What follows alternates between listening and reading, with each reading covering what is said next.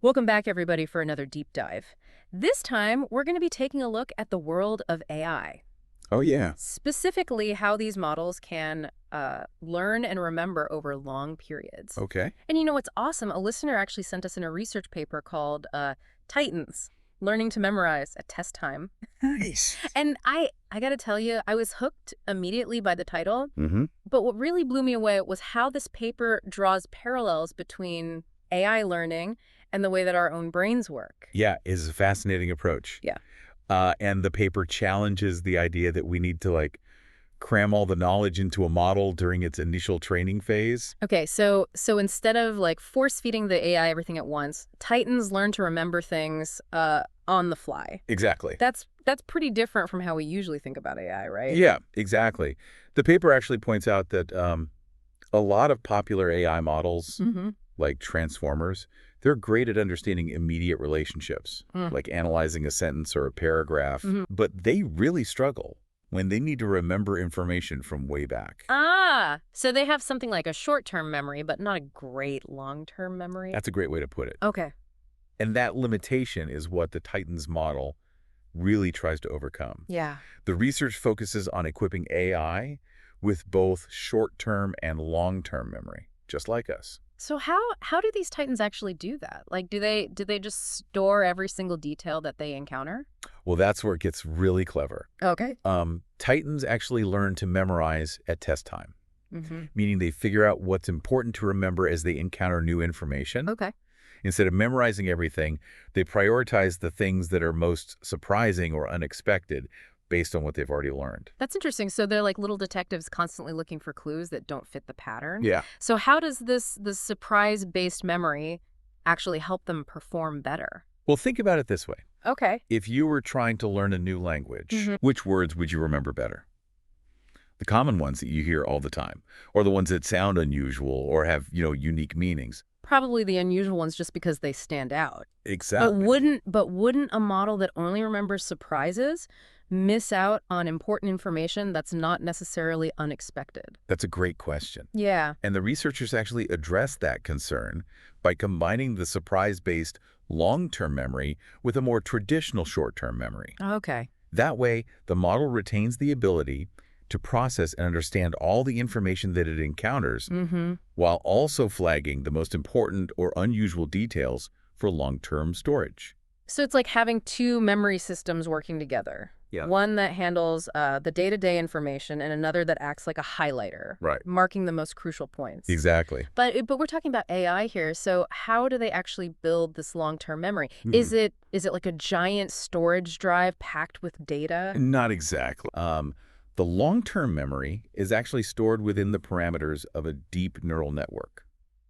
Okay, I'm already sensing this might get a bit technical, Mm-hmm. but our listeners trust us to break it down, so let's do it. Right. What's a deep neural network, and how does it act like a memory? Okay.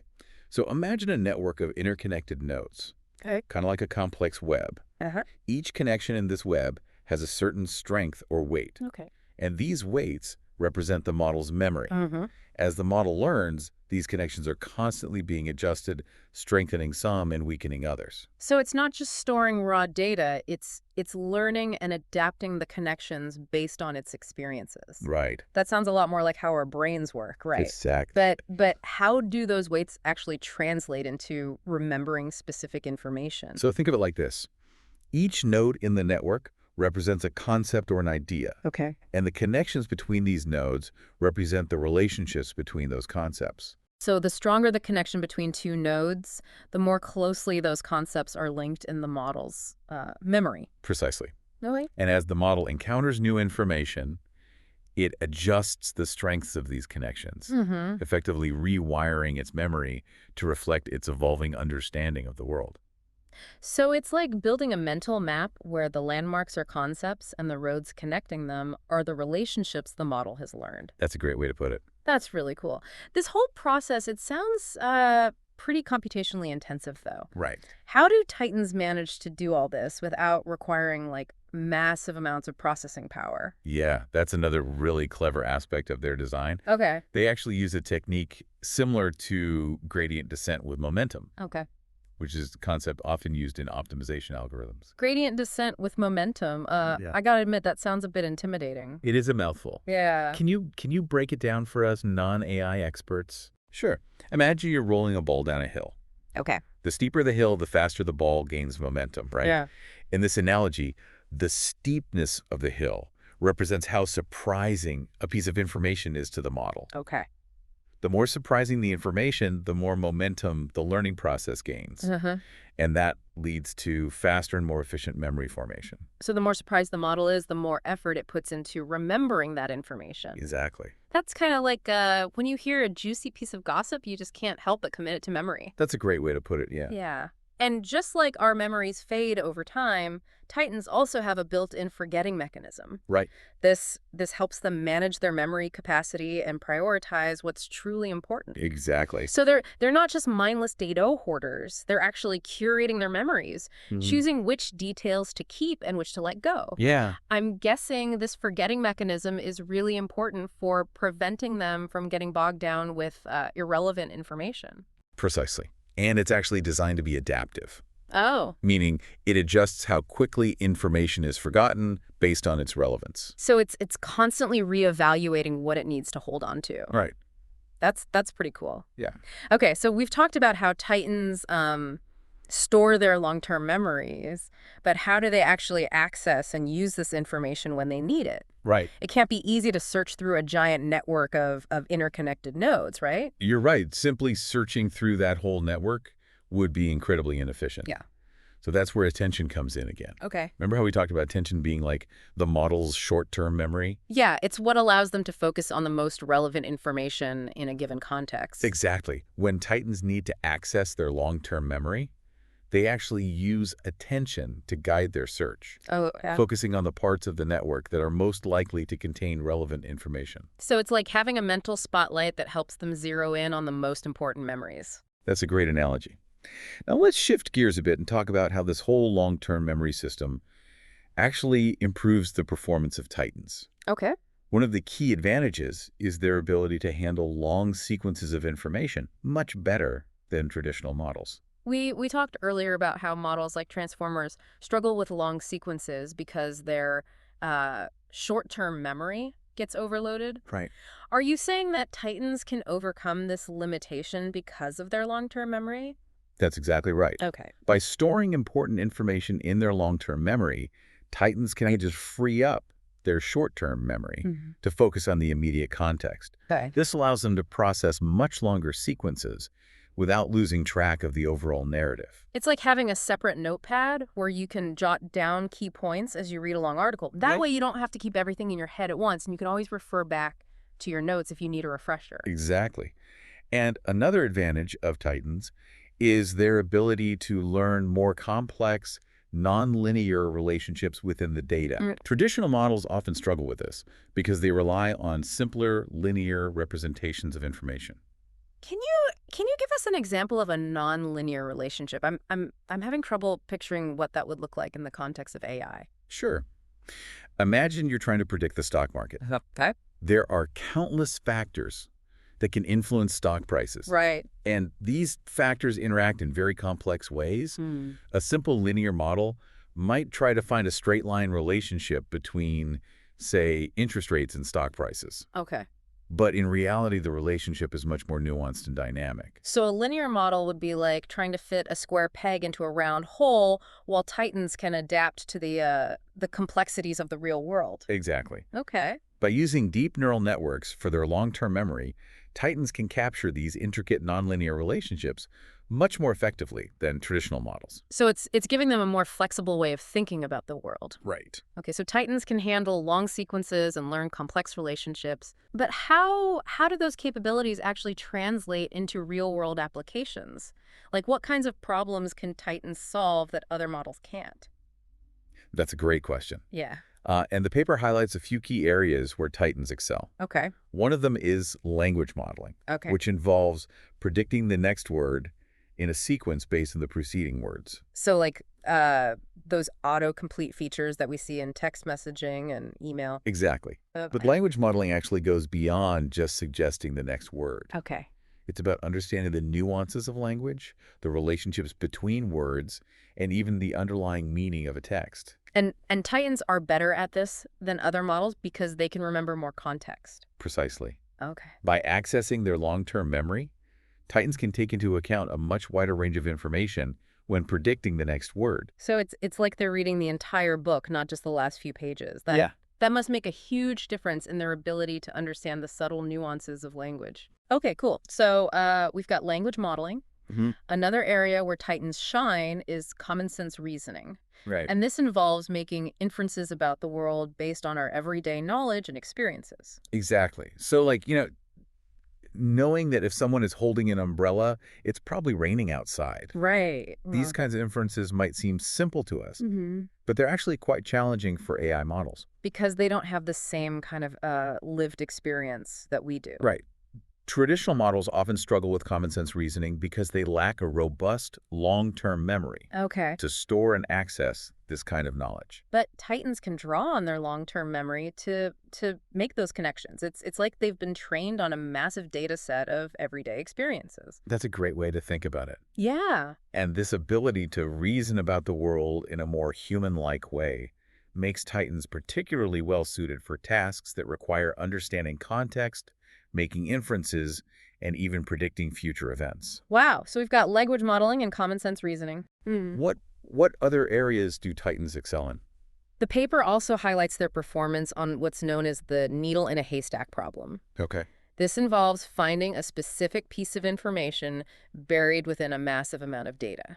So like trying to find a particular quote in a giant library. Exactly. Okay. And Titans have shown a remarkable ability to solve this kind of problem, even outperforming models with significantly more parameters. Wait, more parameters usually means a more powerful model, Yeah, right? So Titans are achieving better results with fewer resources. it is. That's pretty impressive. And this highlights the importance of having the right kind of architecture and learning mechanisms. Right. It's not just about brute force computation. It's about efficiency and intelligent use of resources. Okay, so we've covered a lot of ground here. Yeah, we have. We've talked about how Titans store their memories, how they access and use this information, and how these capabilities translate into real-world applications. But the paper also mentions different variations of the Titan model, right? It's not just a one-size-fits-all approach. You're right. The researchers actually present 3 different Titan architecture variants, Okay. each offering a slightly different way to incorporate long-term memory. That's fascinating. So it's like they've created a toolkit for building AI models with long-term memory. Mm-hmm. And each variant is like a different tool for different jobs. Exactly. Let's dive into these variants and explore how they differ in their approach to long-term memory. All right, so let's break down these different Titan variants. Sure. What are we looking at here? So the first variant is called memory as a context, Right. or MA.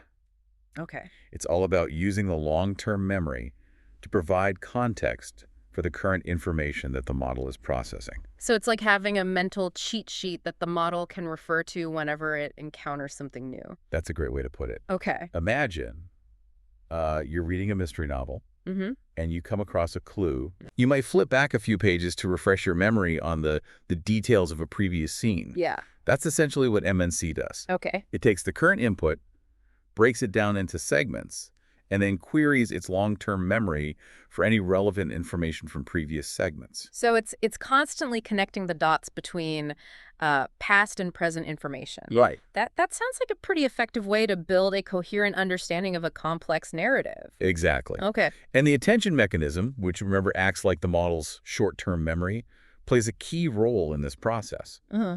It helps decide which pieces of information from the long-term memory are actually relevant to the current context. So it's not just blindly dumping everything from its memory bank. Mhm. It's selectively choosing the most useful bits based on the current situation. Exactly. Okay, so MSC is all about using memory as a source of context. Yeah. What about the next variant? The second variant is called memory as a gate, or MAG. Mhm. This one takes a different approach, using the long-term memory to control the flow of information within the model. So instead of providing context, it's acting more like a filter. Exactly. Think of it like a gatekeeper that decides which information gets through and which gets blocked. Hmm. It works in conjunction with a sliding window attention mechanism, which we've already talked about as a kind of short-term memory. Right, right. So we've got two memory systems working together. Yeah. The short-term memory focusing on the immediate context and the long-term memory acting as a gatekeeper Right. to control the overall flow of information. Exactly. And the key to this approach is the gating mechanism, Okay. which determines how much weight or importance to give to the information coming from each memory system. So it's like having a volume knob that can adjust the balance between short-term and long-term memory depending on the situation. That's a great analogy. All right, and the last one. The final variant is memory as a layer, Hmm. or Yeah. MAL. This one takes a more integrated approach, weaving the long-term memory directly into the layers of the neural network. So instead of being a separate module, the memory becomes an integral part of the model's thinking process. Precisely. Okay. It's like building a house where the foundation itself is made of memories. I like that. This approach is often used in hybrid models that combine recurrent networks with attention mechanisms. That's interesting to see how each of these variants takes a different approach to incorporating long-term memory into AI models. Yeah, They're like different flavors of the same recipe, each with its own unique twist. exactly. So, did the researchers find that one of these was kind of the best, or is it really just dependent on the problem you're trying to solve? The researchers actually found that each variant has its own strengths and weaknesses depending on the specific task at hand. Makes sense. But the key takeaway is that they all demonstrate the power and potential of long-term memory in AI. It's amazing to think that we're now able to create AI that can learn and remember in ways that were once thought to be exclusively human capabilities. It really highlights how AI research is constantly pushing the boundaries of what's possible. Yeah. And by drawing inspiration from the human brain, we're creating AI that's not just more powerful, but also more adaptable and intelligent. This has been a truly fascinating deep dive into the world of AI and long-term memory. Yeah, We've explored the inner workings of the Titans model, unpacked its different variants, and even touched on the potential impact this research could have on the future of AI. It's clear that this is just the beginning of a very exciting journey. Yeah. As we continue to explore the intersection of AI and human cognition, we can expect even more groundbreaking discoveries in the years to come. And who knows, maybe one day we'll have AI that can not only learn and remember like humans, but also dream, imagine, and even feel emotions. That's a thought-provoking idea. Now that's something to ponder. It certainly is. That's it for our deep dive today. Until next time, keep exploring, keep learning, and keep those synapses firing.